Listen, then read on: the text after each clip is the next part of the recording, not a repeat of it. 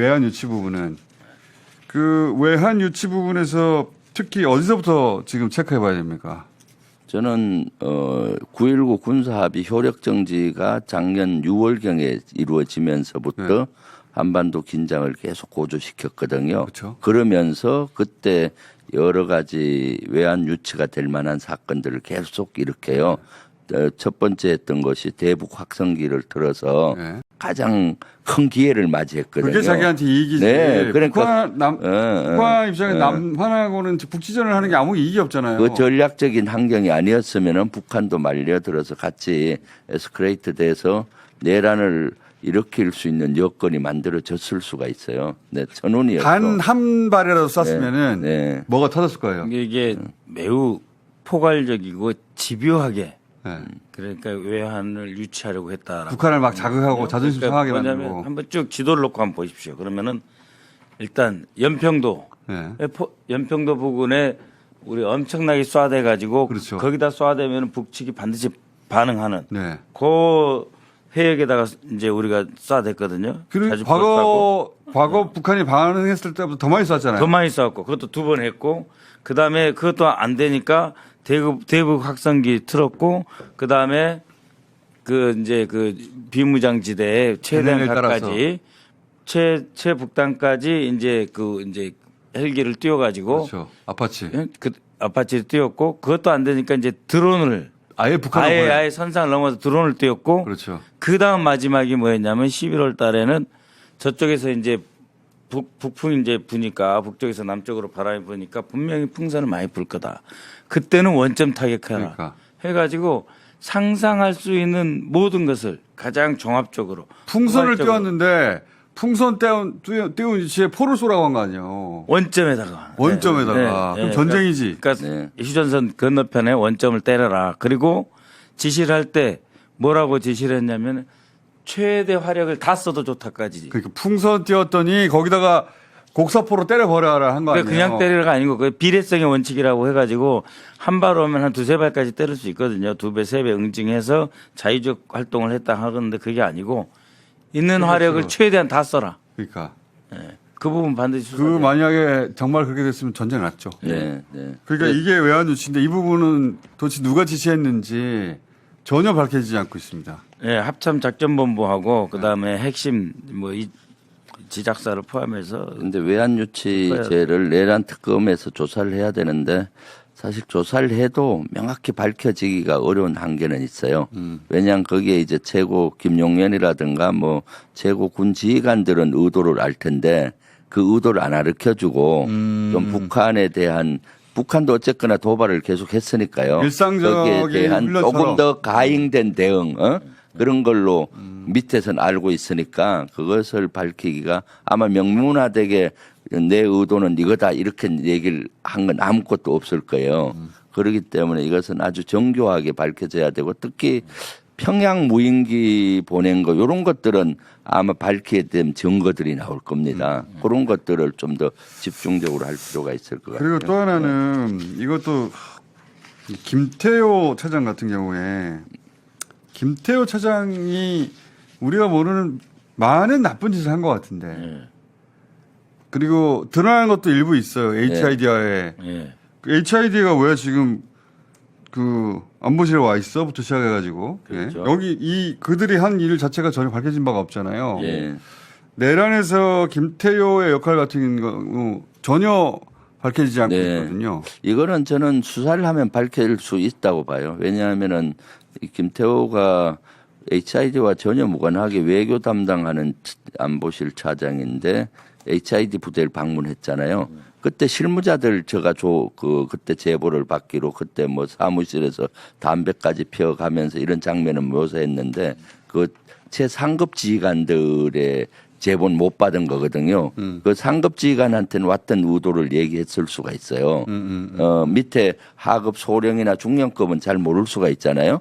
그런데 그 위에 정보사령관이나 최소한 부대장 정도는 김태호가 왜 왔는지 그런 의도를 밝힐 수가 있고 왔다 간 다음에 어떤 훈련을 시켰는지 뭐 이런 것들은 수사를 통해서 밝힐 수가 있다고 봐요. 그래서 이런 것 그리고 또 사실은 안보실 그 위기관리센터인가요? 거기에다 HID 요원을 하는 특수팀을 운용했잖아요. 네. 그런 것까지 이제 밝혀져야 되는 거죠.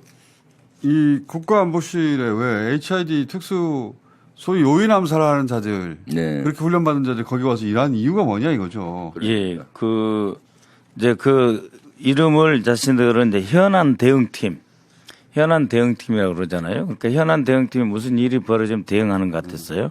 그래서 국정조사 때 물어봤더니 그때 아주 당당하게 방첩사 출신 중령은 자, 당신 특기가 뭐냐, 대응이냐, 방첩이냐, 수사냐, 뭐냐 그랬더니 제 특기는 기획입니다.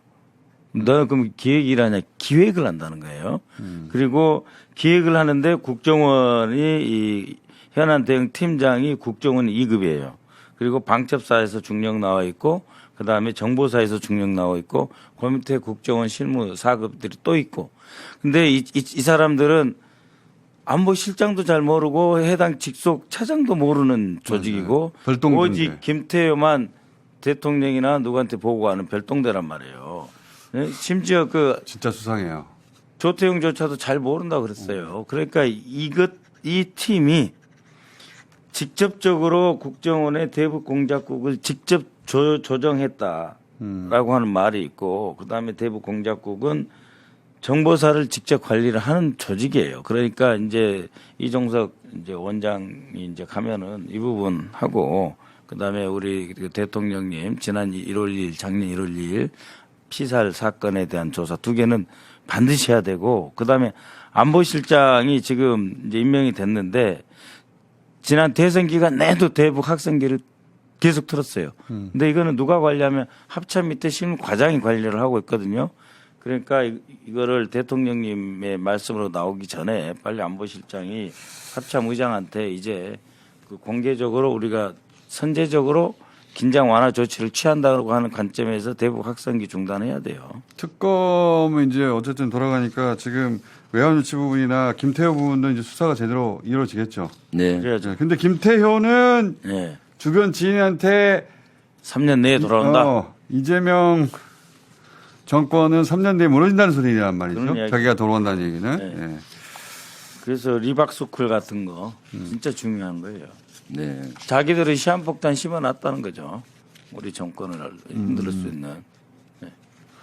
계획은 원래 있어요. 그러니까 마크 타이슨이 그랬어요. 계획은 있다. 나한테 얻어 터지기 전까지. 그래서 사실은 지금부터 또 다른 시작이라고 봅니다. 사실 그렇습니다. 이재명 정부 이제 탄생돼서 그렇게 간격을 했는데 네. 여기에서 이제 벅찬 감정은 빨리 내리고 네. 이제 이래야지. 이재명 정부 성공을 위해서 빨리 각 이래야죠. 분야에서 전부 진짜 최선을 다하지 않으면은 네. 저 호심탐탐 내란 세력들이 또 그 계획 있듯이 뭐 3년이든 이런 계획을 가지고 네. 그럴 것 같아요. 네. 그리고 요것까지만 여쭤볼게요. 대통령 경호처가 바로 가져간 게 아니라 아직도 경찰 경호를 유지하고 있던데 그 이유는 뭡니까?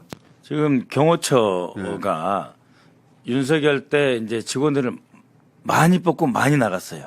그러니까 이제 많이 나갔다는 그거는 뭐냐면은 이제 문재인 정부 때부터 있었던 경호처 직원들이 못 버티고 나간 사람들이 많고, 그다음에 이제 새로 뽑은 사람들은 그냥 어떤 정치적 중립성이라든지 이것을 중시하지 않고 반대로 우리 편을 위주로. 그거는 똑같은 무도 경쟁력이 있으면 그 극우 색채가 강한 사람 많이 뽑았어요. 그러니까는 우리가 생각하는 기능 집단으로서의 경호처가 아니라 지금 경호처가 상당히 정치화돼 있고 이념화돼 있어요.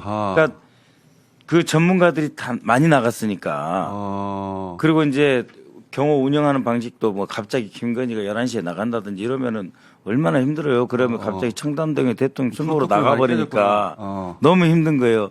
그래서 그렇게 나간 사람도 있고 탄압받아서 나간 사람도 있고. 그래서 이 경호처에 대해서는 점검이 필요합니다. 지금. 네.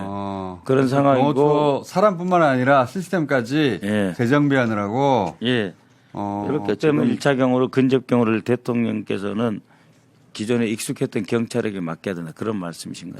당분간은. 경호처가 정비될 때까지. 네. 네. 그거 맞는 얘기인 것 같아요. 경호처가 많이 오염이 됐다고 저는 보고 있거든요. 원래 경호처는 정권과 무관하게 그렇죠. 대통령께 충성하고 예. 그렇게 지금까지 해왔는데 윤석열 정권 들어와서 너무 많이 오염이 됐죠. 김용현이가 경호처를 장악하고 2년 이상 있었잖아요. 그리고 결국은 내란까지 일으켰고 그리고 내란에 또 동조했던 경호처 직원들이 많고요. 그렇기 때문에 이것에 대한 색출 작업과 그 시간이 걸리는 겁니다. 그렇기 때문에 현재 사실 이번 대선 과정에서 경찰들이 적극적으로 이런 경호를 해왔고 했기 때문에 현재는 안전한 것이 경찰이죠. 그러니까 다음 때 경호처에 대한 이러한 인적 쇄신과 또 점검을 한 후에 이렇게 서서히 전환을 해야 된다고 봅니다. 네. 경호처 원래 기능은 이제 군까지 동원할 수 있는 게 경호처거든요. 대통령 경호를 위해서 아주 뭐 대통령께서 그렇죠. 지방 행사 가시면